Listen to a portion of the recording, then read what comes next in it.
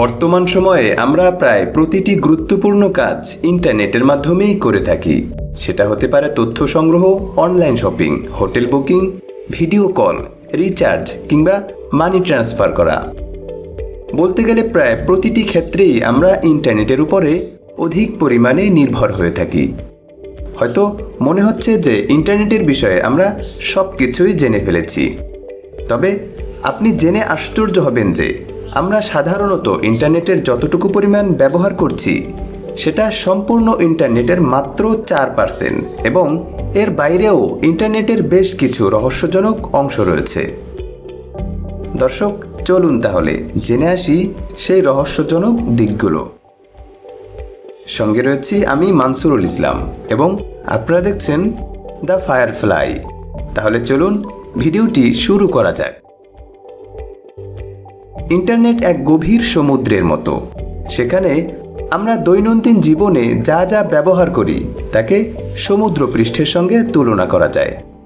আমরা সাধারণত ইন্টারনেটের যে অংশ অথবা ওয়েবসাইট ব্যবহার করে থাকি, এইসব ওয়েবসাইট বিভিন্ন সার্চ ইঞ্জিনে নথিবদ্ধ থাকে।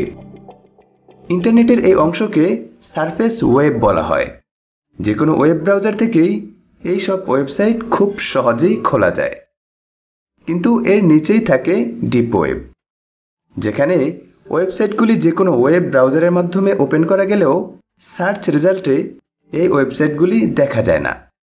এর নিচে রয়েছে মহাসাগরের অতল গভীর, যা সাধারণ ইন্টারনেট ব্যবহারকারী কখনো অভিজ্ঞতা করেননি।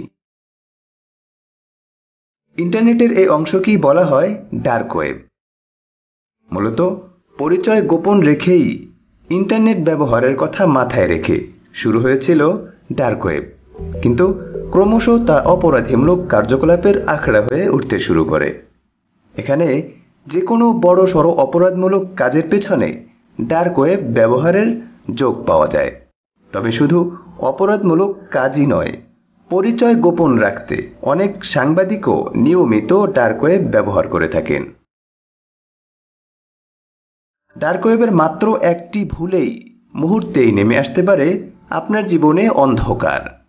সঠিক তথ্য না জেনে ডার্ক ওয়েব ব্যবহার না করার পরামর্শ দিয়েছেন বিশেষজ্ঞরা। ডার্ক ওয়েবে বেআইনি হ্যাকার ও অপরাধীদের আনাগোনা সর্বত্র। তাই কৌতূহলের বশত ইন্টারনেটের এই অংশ ওপেন করা মোটেও উচিত নয়। ডার্ক ওয়েব ব্যবহারের জন্য হতে হবে বিশেষ ওয়েব ব্রাউজার। যে কোনো সাধারণ ওয়েব ব্রাউজার ব্যবহার করে ডার্ক ওয়েব ওপেন করা সম্ভব নয়। এজন্য ব্যবহার করতে হবে টুর ব্রাউজার। এই ব্রাউজার ব্যবহার করলে আপনার আইপি অ্যাড্রেস গোপন হয়ে যাবে, তবে টুর ব্রাউজার ব্যবহার করলে খুব স্লো চলবে আপনার ইন্টারনেট।